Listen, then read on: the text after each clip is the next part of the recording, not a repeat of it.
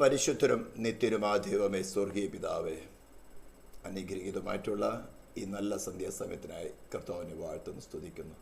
അല്പസമയം കർത്താവെ ആദ്യനും അദ്യനുമായി നിന്നോടുകൂടെ ഒരു കൂട്ടായ്മ കൂടെ നൽകിയിരിക്കുക. സ്തോത്രം ചെയ്യുന്ന കർത്താവ്, നിന്നെ പാടി സ്തുതിപ്പാൻ ഞങ്ങൾക്ക് കൃപ നൽകിയല്ലോ. അയോഗ്യരും ദൂരസ്ഥരുമായിരുന്നു ഞങ്ങളോട് കൃപ കാണിച്ച് ദൈവ മക്കളെന്ന് വിളിക്കപ്പെടുവാൻ തക്കവണ്ണം നിന്റെ ദേഹം തിരശ്ശയിൽ കൂടെ കർത്താവ് ഞങ്ങൾക്ക് വേണ്ടി സൃഷ്ടിച്ച പുതുവഴി മുഖാന്തരം നിന്നിൽ ഒരേ പുതുമനുഷ്യ ദൈവത്തോട് ഞങ്ങളെ നിരപ്പിച്ച നിന്റെ സ്നേഹത്തിൻ്റെ മുമ്പിൽ ഞങ്ങൾ കർത്താവ് പൂർണ്ണമായ ഹൃദയത്തെ പകർന്നുകൊണ്ട് നിന്റെ സന്നിധിയിലായിരിക്കുന്നു.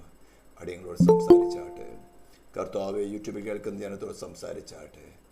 ഈ ശബ്ദം കേൾക്കുന്ന ഓരോ ജനത്തെയും അവിടെ കർത്താവെ നീ അവരെ ബലമേൽപ്പിച്ചിരിക്കുന്ന വസ്തുവകളെ, തലമുറകളെ, ഉപയോഗിക്കുന്ന ഇലക്ട്രോണിക്സ് ഉപകരണങ്ങളെ, ദേശത്തെ ഇതിൻ്റെ പരിസരങ്ങളെ നിന്റെ നാമത്തിൽ ഞങ്ങൾ സാങ്ക്ടിഫൈ ചെയ്യാണ്. നിന്റെ പ്രായശ്ചിത്ത രക്തം ഇതുമായിട്ട് സാങ്ക്ടിഫൈ ചെയ്യുന്നു. തിരുനാമത്തെ മഹത്വപ്പെടുത്തുന്നു യേശു ക്രിസ്തുവിൻ്റെ നാമത്തിൽ തന്നെ. Thank you. ഹല്ലേലൂയ. സ്തോത്രം. കർത്താവ് നമ്മളെ സഹായിക്കട്ടെ. കഴിഞ്ഞ ദിവസങ്ങൾ നമ്മൾ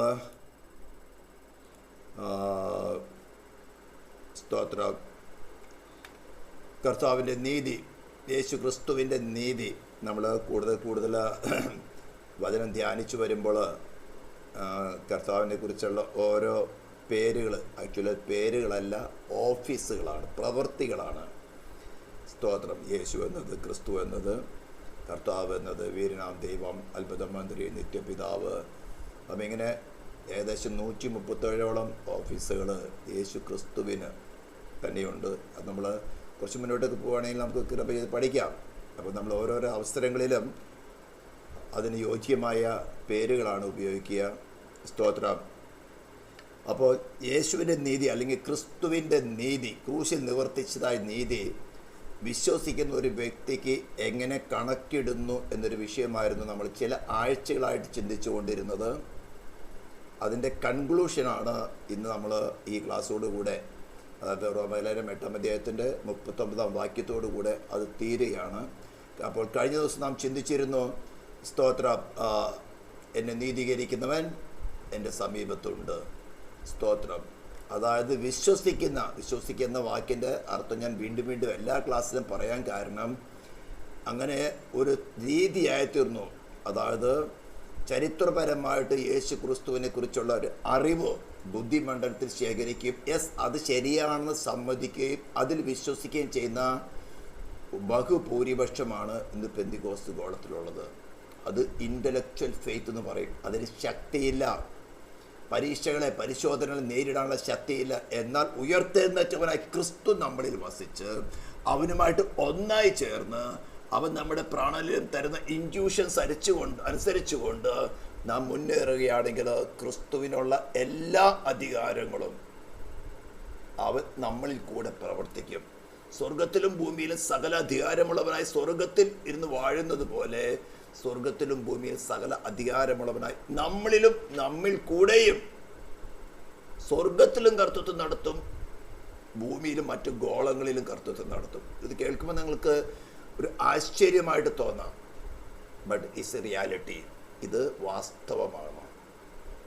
വിശ്വസിക്കുക അല്ലെങ്കിൽ ക്രിസ്തുവിൽ വസിക്കുക, ക്രിസ്തുവിനെ ധരിക്കുക എന്നൊക്കെ പറഞ്ഞു കഴിഞ്ഞാൽ അതിൻ്റെ പരിജ്ഞാനത്തിൽ നമ്മൾ വളർന്നു വരുമ്പോൾ, അതിൻ്റെ പ്രാക്ടിക്കൽ എക്സ്പീരിയൻസിൽ വരുമ്പോൾ കർത്താവ് നമ്മളെ ഓരോ സ്റ്റെപ്പായിട്ട് പഠിപ്പിക്കും.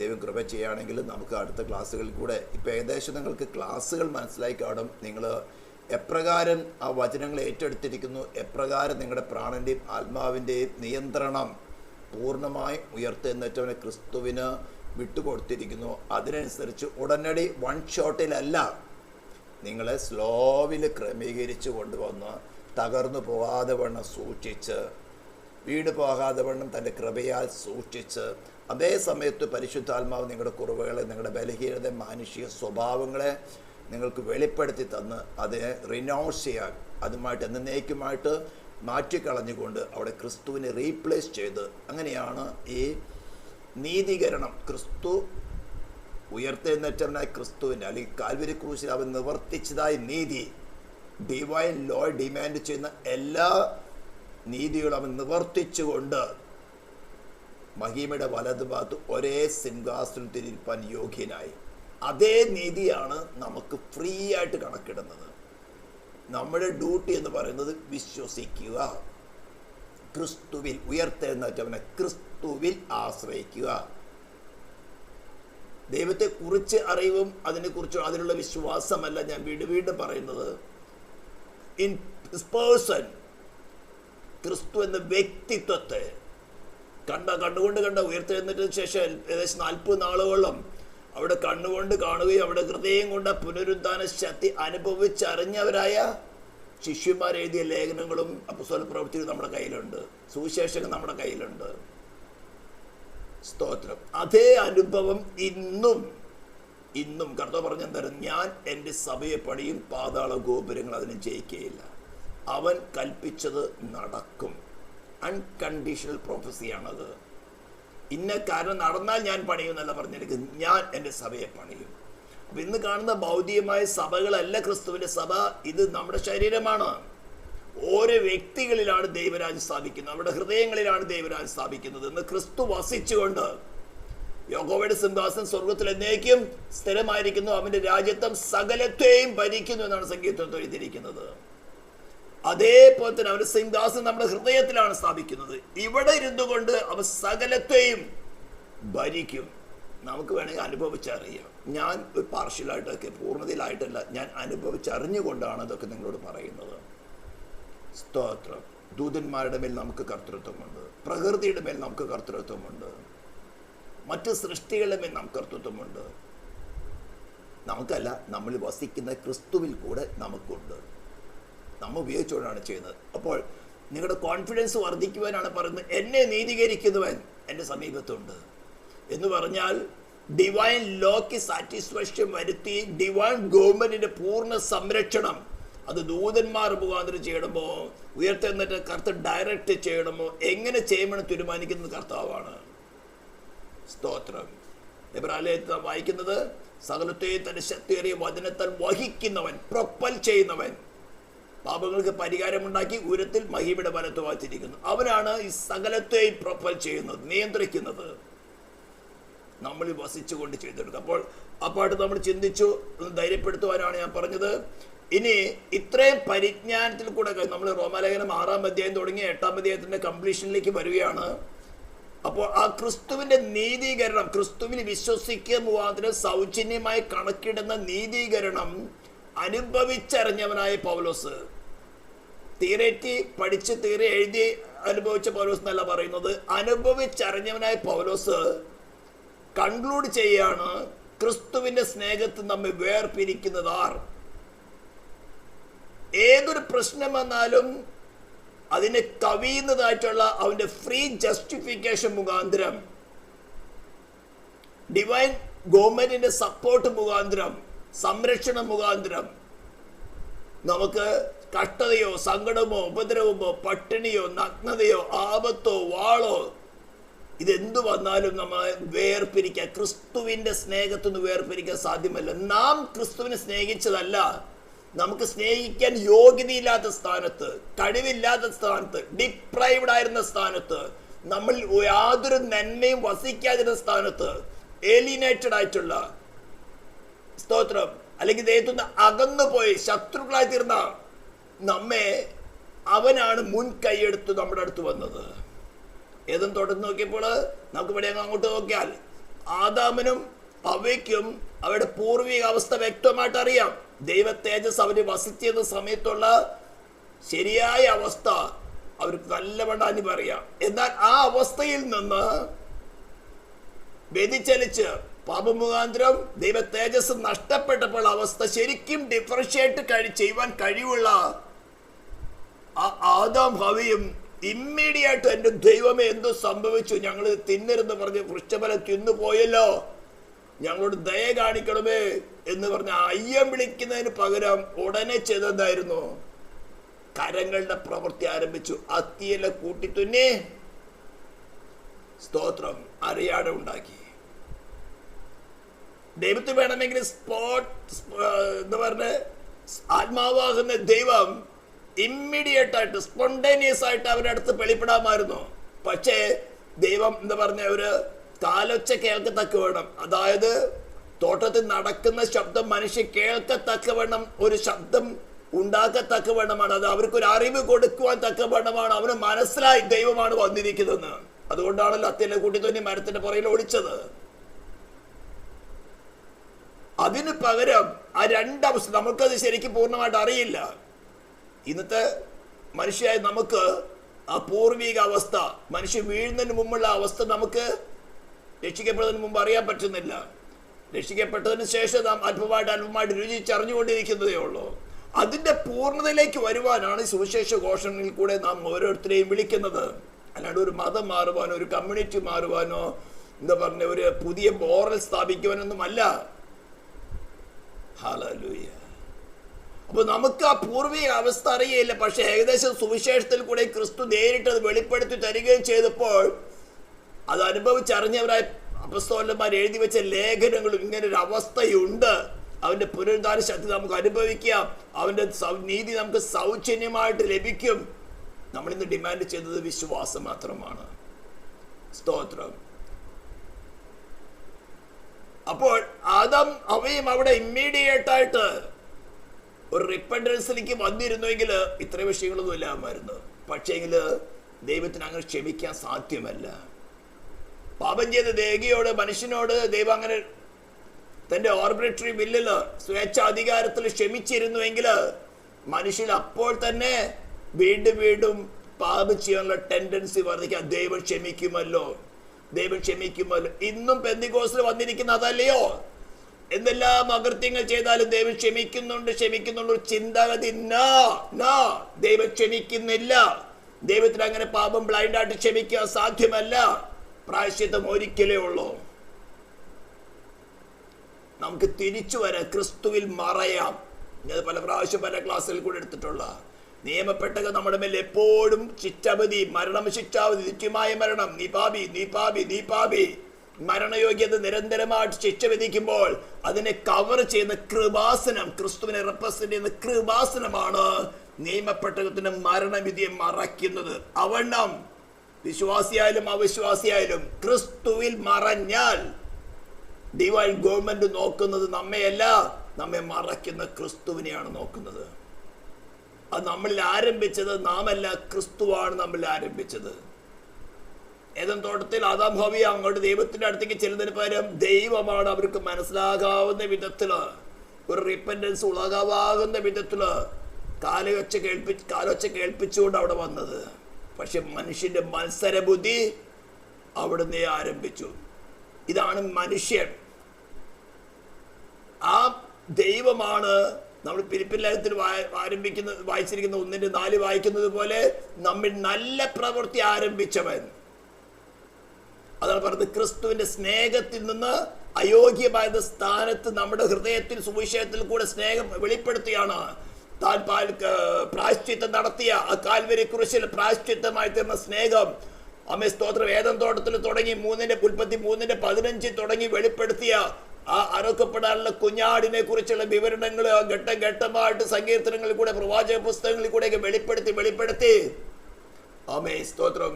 മത്തായി സുവിശേഷം, അത് മാർക്കോസ്, ലൂക്കോസ്, യോഹന്നാനൊക്കെ അവസാന അധ്യായങ്ങളിൽ വരുമ്പോൾ ക്രൂശിൽ നിവർത്തിച്ചുകൊണ്ട്, സകല ന്യായപ്രമാണത്തിന് നീതിയെ നിവർത്തിച്ചുകൊണ്ട്, പ്രവൃത്തിയിൽ നിവർത്തിച്ചുകൊണ്ട് ഇറ്റ് ഈസ് ഫിനിഷ്ഡ് എന്ന് പറയുകയാണ്. അതിൽ വിശ്വസിച്ചുകൊണ്ട് നമുക്ക് ക്രിസ്തുവിനെ കൂടാതെ പൂർണ്ണ അനുസരണത്തിലേക്ക് വരുവാൻ സാധ്യമല്ല. ഇത് നമ്മുടെ സോളിൽ തന്നെ, നമ്മുടെ പ്രവൃത്തിയിൽ കൂടെ തന്നെ നമുക്ക് മനസ്സിലാക്കി തരും.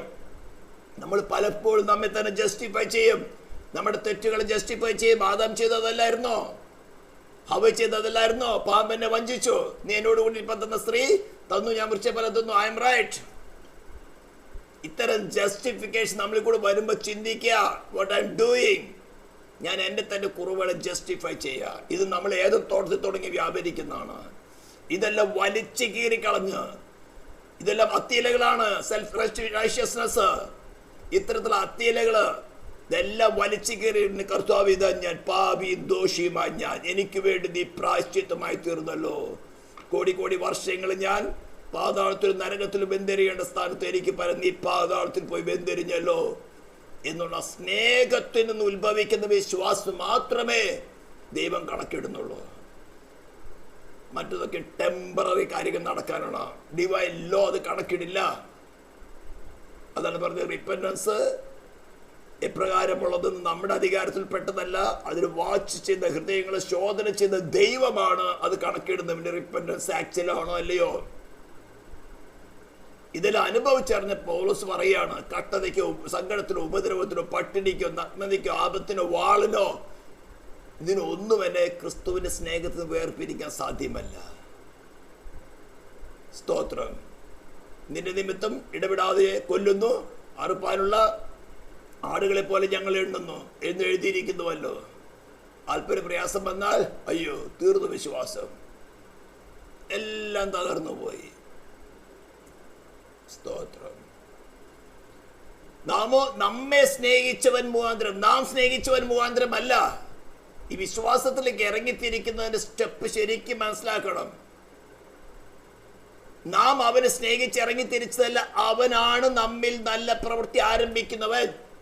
ഇത് എപ്പോഴും നല്ല ഹൃദയത്തിൻ്റെ കർത്തം, നീയാണ് എൻ്റെ നല്ല പ്രവൃത്തി ആരംഭിച്ചത്. അതിക്ക് മുമ്പ് ഞാൻ പാപിയും ദോഷിയും ശത്രുവും നിന്നോട് എതിർത്ത് നിൽക്കുന്നവനുമായിരുന്നു. ഇന്നും നമ്മൾ ആ സ്വഭാവം ഉണ്ടെങ്കിൽ നമ്മുടെ റിപ്പൻറ്റൻസ് പൂർണ്ണമായിട്ടില്ല.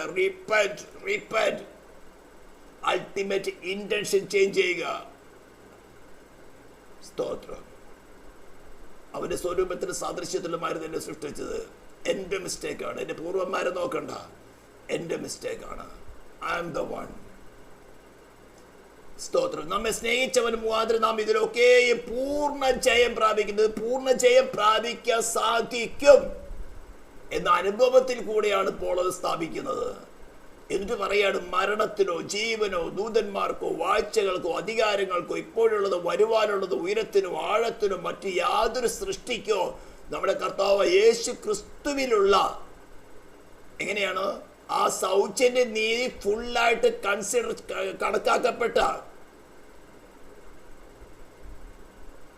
ഒരു വ്യക്തിയെ പറയാണ്, മറ്റൊരു യാതൊരു സൃഷ്ടിക്കോ നമ്മുടെ കർത്താവ് യേശു ക്രിസ്തുവിലുള്ള ദൈവ സ്നേഹത്തിൽ നിന്ന് നമ്മെ വേർപിരിപ്പാൻ കഴിയില്ലെന്ന് ഞാൻ ഉറച്ചിരിക്കുന്നു. ഞാൻ തീരെ എഴുതുകയല്ല പറയുന്നത്, ഇപ്പോൾ ഐ എക്സ്പീരിയൻസ്ഡ് ദാറ്റ്. ഇതാണ് ഒരു ബിലീവറിന്റെ പൂർണ്ണതയിലേക്ക് വരുന്നതിനുള്ള അടിസ്ഥാനങ്ങൾ. ഇത് ഒരു ദിവസമോ 2 ദിവസം കൊണ്ടോ പ്രാർത്ഥിക്കുന്നത് കൊണ്ട് ആരാധിക്കുന്നു, ഇതൊക്കെ ഇതിന്റെ ഘടകങ്ങളാണ്. It will take long time. ക്രിസ്തുവിനോട് കൂടെ നടന്ന അപ്പോസ്തലന്മാർക്ക് ആദ്യകാലം ലഭിച്ചില്ല. ഉയർത്തത്തിന് ശേഷം അവർ വിശ്വസിച്ചില്ല. പിന്നെയും അവരുടെ ബലഹീനതകളെ മനസ്സിലാക്കിക്കൊണ്ട് അവിടെ കൂടെ 40 നാളോളം താൻ മരിച്ചവരിൽ നിന്ന് ഉയർത്തെഴുന്നേറ്റു. ലാസർ ഉയർത്തെഴുന്നേറ്റത് പോലെയല്ല.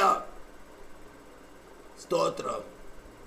എലീശയുടെ അസ്ഥിമേൽ ഒരുത്തരം കൊണ്ടുപോയിട്ട് പാപൻ ജീവിച്ചെഴുന്നേറ്റത് പോലെയല്ല. ഇത് പുനരുദ്ധാന ശക്തിയോട് കൂടെ ഒരു ഉയർത്തെഴുന്നേൽപ്പ്. നമ്മൾ സ്നാനപ്പെടുമ്പോൾ അതൊക്കെ പറയും, ക്രിസ്തുവിനോട് കൂടെ മരിച്ചോ, ക്രിസ്തുവിനോട് കൂടെ അടക്കപ്പെട്ടോ, ഇനി ഞാൻ ജീവിക്കുന്നത് ക്രിസ്തു മുഖാന്തരം പുനരുദ്ധാന ശക്തിയോട് കൂടെ ജീവിക്കുന്നതൊക്കെ പറയുമെങ്കിലും അതൊക്കെ പറച്ചിൽ മാത്രമേ ഉള്ളൂ. അത് എക്സ്പീരിയൻസ് ആകാത്തോടത്തോളം വെറും വാക്ക് മാത്രമേ ഉള്ളൂ. But there is such experience.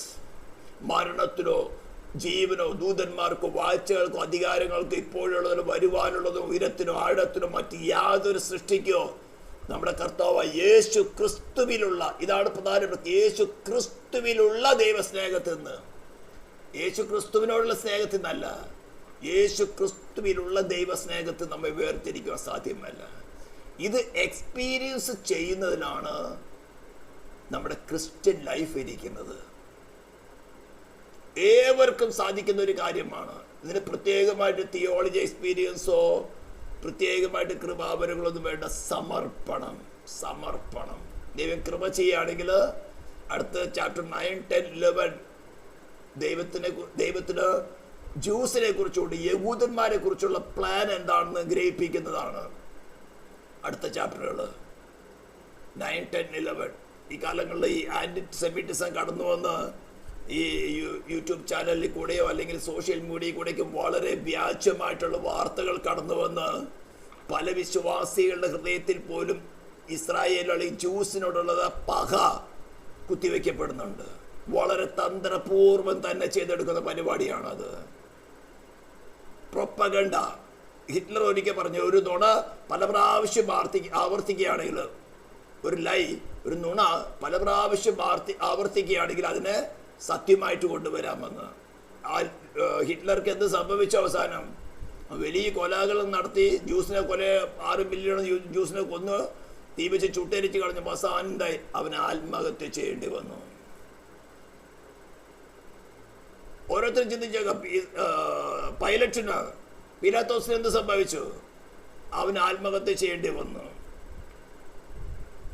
ഞാൻ ജ്യൂസിനെ മഹത്വപ്പെടുത്തുവാനല്ല, ദൈവത്തിന്റെ വചനം ഈ മാനവജാതിക്ക് മുഴുവനും രക്ഷ നടത്തിയെടുക്കുവാൻ, ഈ മനുഷ്യന്റെ സ്വഭാവം എന്താണ്, വീണുപോയ മനുഷ്യന്റെ സ്വഭാവം എന്താണെന്ന് വെളിപ്പെടുത്തി തന്ന് നമ്മെ പോലുള്ളവർക്ക് മനസ്സിലാക്കി തരുവാനാണ് ഈ അബ്രാഹാം എന്ന് ഒരുവനെ വിളിച്ചു വേർതിരിച്ച്.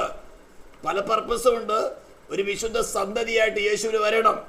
അതേ സമയത്ത് വീണുപോയ ഹ്യൂമാനിറ്റിയുടെ സ്വഭാവം എന്താണ്, റിബേലിയസ് സ്വഭാവം എന്താണ്, എത്രമാത്രം കരുണ കാണിച്ചാലും പുറകോട്ട് പോകുന്ന സ്വഭാവം എന്താണെന്ന് വെളിപ്പെടുത്തുവാനാണ് ഈ അബ്രാഹാമിന്റെ സന്തതി ദൈവം തിരഞ്ഞെടുത്തത്. ഇത്രമാത്രം കഷ്ടതയിൽ കൂടെ പോകേണ്ടി വന്നതും.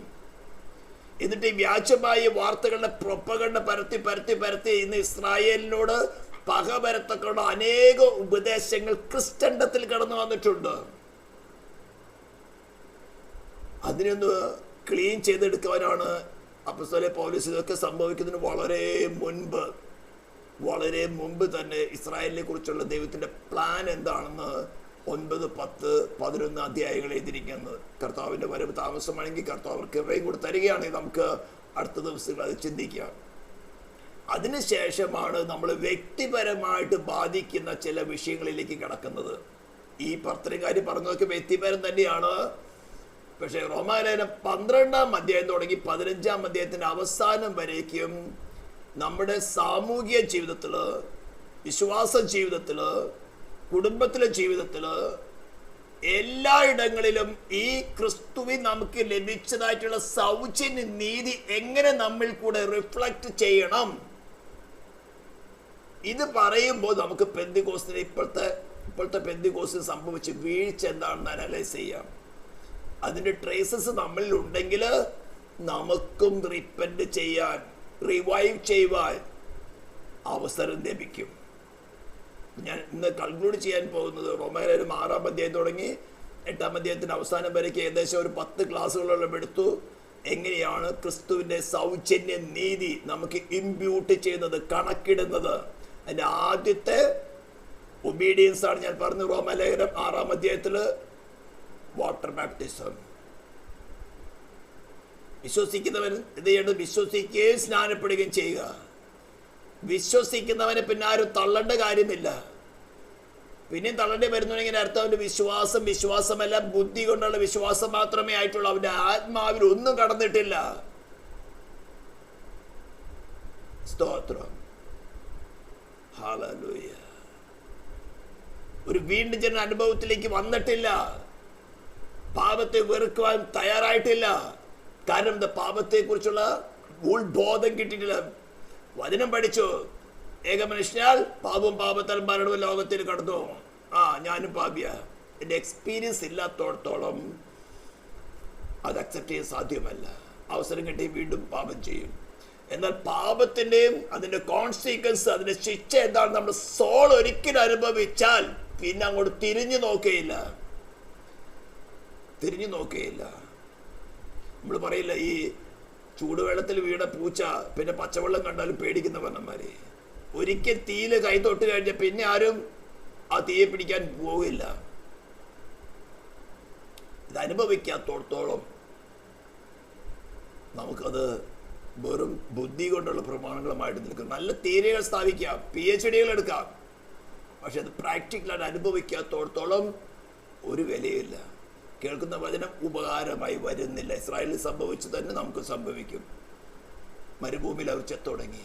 നമ്മുടെ ഈ ആത്മീക മരുഭൂമി യാത്രയിൽ ആത്മീകമായിട്ട് ചത്തൊടുങ്ങുന്നതല്ലാതെ നമുക്ക് മുന്നോട്ട് പോകാൻ സാധ്യമല്ല. ഞാൻ വീണ്ടും ആഹ്വാനം ചെയ്യുന്നത്, ഓപ്പൺ യുവർ ഹാർട്ട്. കർത്താവേ, എൻ്റെ പ്രാണനെയും ആത്മാവിന്റെ പൂർണ്ണ നിയന്ത്രണം ഞാൻ നിനക്ക് ഏൽപ്പിച്ചു. ഉയർത്തെഴുന്നേറ്റവനാ നിനക്ക്. ഭൂമിയിൽ അത്ഭുതം നടത്തിയ ക്രിസ്തുവിനല്ല, യേശുവിനല്ല. ഉയർത്തെഴുന്നേറ്റ് സർവ്വനീതി നിവർത്തിച്ച് ഉയർത്തെഴുന്നേറ്റ് നിന്റെ കരങ്ങൾ ഞാൻ ഏൽപ്പിക്കും. A living person. ഹല്ലേലൂയ. നമ്മൾ സാധാരണ ചിലപ്പോൾ മനുഷ്യരെ വിശ്വസിക്കും, പെട്ടെന്ന് കയറിയല്ലേ. മനുഷ്യൻ എന്നെ വിശ്വസിക്കേ, പറയേ, ഞാൻ ചെയ്തു തരാമെന്ന്, ഞാൻ ചെയ്യാം, വിശ്വസിക്കേ. ഹല്ലേലൂയ. നമ്മൾ ബസ്സിൽ യാത്ര ചെയ്യുന്നു, ട്രെയിനിൽ യാത്ര ചെയ്യുന്നുണ്ട്, ഒരു ഡെസ്റ്റിനേഷനിലേക്ക് ടിക്കറ്റ് എടുത്തോ, എന്ത് വിശ്വാസത്തിലാണ് കയറുന്നത്? അങ്ങോട്ട് എത്തിക്കാൻ എന്തോ ഉറപ്പുള്ളത്? ഒരു ഉറപ്പുണ്ടോ? എത്തിയാൽ എത്തിയെന്ന് പറയാം. അത് ഹ്യൂമൻ സിറ്റുവേഷൻസ് ആണ്. പക്ഷെ നമ്മൾ പറഞ്ഞ ദൈവമോ അനാദ്യ, ആദ്യനും അന്ത്യനുമാ, സർവശക്തന, സർവജ്ഞാനി, സർവവ്യാപിയ, സ്വർഗത്തിനു മുമ്പ് സകല അധികാരമുള്ളവനെ പറയുന്നത്. Yes, I M with you. ഞാൻ നിന്നെ ഒരു നാൾ കൈവിടുകയില്ല, ഞാൻ നിന്നെ ഒരു നാൾ കൈവിടുകയില്ല. ഹല്ലേലൂയ. ഈ വചനങ്ങൾ ദൈവം നമ്മളെ ശക്തീകരിക്കട്ടെ. അടുത്ത ക്ലാസ്സുകൾക്ക് വേണ്ടി പ്രാർത്ഥനയോടുകൂടെ, പ്രത്യേകിച്ചും നമ്മൾ ഇസ്രായേലിനെ കുറിച്ചുള്ള ദൈവത്തിൻ്റെ പ്ലാൻ പഠിക്കുമ്പോൾ ഈ കാലഘട്ടത്തിൽ പ്രത്യേകിച്ചും യങ്സ്റ്റേഴ്സിനുള്ളിൽ ഈ പത്രവാർത്തകളെയും സോഷ്യൽ മീഡിയ കൂടെയും പല പല വാർത്തകളുടെയും പല ദൈവദാസന്മാർ പോലും ഒരു റീപ്ലേസ്മെൻറ്റ് തീരെന്ന് പറയും. ഇസ്രായേലിലെ ദൈവം പല ഉപമകളെടുക്കാം നമുക്ക്. ആമേൻ. അതിൽ കൂടെ തന്നെ ഇസ്രായേലിലെ ദൈവം തള്ളിക്കളഞ്ഞു. ഇന്ന് ചർച്ച് ഓഫ് ക്രൈസ്റ്റ് ആണ്, ചർച്ചയുള്ളൂ. ഇസ്രായേലിനെ കുറിച്ചുള്ള പ്ലാൻ അത് സെപ്പറേറ്റ് ആണ്. ഇന്നും ഇസ്രായേൽ നമുക്ക് നിഴലാണ്. ഇന്നും അവരിൽ കൂടിയാണ് മനുഷ്യൻ്റെ ഹ്യൂമാനിറ്റി എന്താണെന്ന് പഠിക്കുന്നത്. ഹല്ലേലൂയ. അതുകൊണ്ട് പ്രാർത്ഥനയോടുകൂടെ ഒരുങ്ങുക. റോമലേഖനം 12 തുടങ്ങിയാണെങ്കിൽ വളരെ ഷാർപ്പായിട്ട് ഹൃദയത്തിന് വളരെ മുറിവുകൾ സംഭവിക്കുന്ന വിധത്തിലുള്ള ക്ലാസ്സുകളായിരിക്കും. വളരെ മുറിവുകൾ സംഭവിക്കുന്ന വിധത്തിലുള്ള ക്ലാസ്. ഞാൻ നേരത്തെ വാണിംഗ് തരുകയാണ്. വളരെ പ്രാർത്ഥനയോടുകൂടി അറ്റൻഡ് ചെയ്യണം. കർത്താവ്, ഈ വചനം എനിക്ക് ജീവന് കാരണമായി തീരണം, ജീവന് കാരണമായി തീരണം. ഹൃദയം കഠിനപ്പെട്ട് ഇത് കഠിനവാക്കെന്ന് പറഞ്ഞ് പോകുവാനല്ല. കർത്താവ്, ജീവൻ്റെ മൊഴികൾ നിന്നിലുണ്ടല്ലോ, ഞങ്ങൾ നിന്നെ വിട്ട് എവിടെ പോകും എന്നുള്ള പ്രാർത്ഥനയോടുകൂടെ ആയിരിക്കണമെന്ന് പ്രത്യേകം ഓർപ്പിച്ചുകൊണ്ട് ഈ എപ്പിസോഡ് നമുക്ക് വിരമിക്കാം. പ്രാർത്ഥിക്കാം. പരിശുദ്ധരും നിത്യമായ ദൈവമേ, സ്വർഗീയ പിതാവേ, നിന്റെ സ്നേഹത്തിനായി കരുതലിനായി സ്തോത്രം ചെയ്യുന്ന കർത്താവ്, ഇത്രത്തോളം ഞങ്ങളോട് നീ സംസാരിച്ചല്ലോ. കുറച്ച് ആഴ്ചകളായിട്ട് തന്നെ കർത്താവ്, നീ വിശ്വസിക്കുന്നവർക്ക് വേണ്ടി കണക്കിടുന്ന സൗജന്യ നീതിയെക്കുറിച്ചുകൊണ്ട് മനസ്സിലാക്കാൻ സാധിച്ചു. ഒടുവിൽ ശബ്ദം കേൾക്കുന്ന ഏവർക്കും കർത്താവ്, പൗലോസിനോടുകൂടെ കർത്താവ് ധൈര്യമായിട്ട് പറയുവാൻ, ക്രിസ്തുവിൻ്റെ സ്നേഹത്തിൽ ഞങ്ങൾ വേർപിരിക്കുന്നത് ആർ, ക്രിസ്തുവേശുവിൻ്റെ ദൈവസ്നേഹത്തിൽ ഞങ്ങൾ വേർപിരിക്കുന്നത് ആരെന്ന് അനുഭവത്തോടു കൂടെ പറയാനിടയാക്കുമാറാകണമെന്ന് പ്രാർത്ഥിക്കുന്നു. നിന്റെ നാമത്തിൽ ഇസ്രായേലിനെ ഞങ്ങൾ അനുഗ്രഹിച്ചുകൊണ്ട് പ്രാർത്ഥിക്കുന്നു. പ്രാർത്ഥന കേട്ടതിനായി സ്തോത്രം, യേശു ക്രിസ്തുവിൻ്റെ നാമത്തിൽ തന്നെ. Thank you.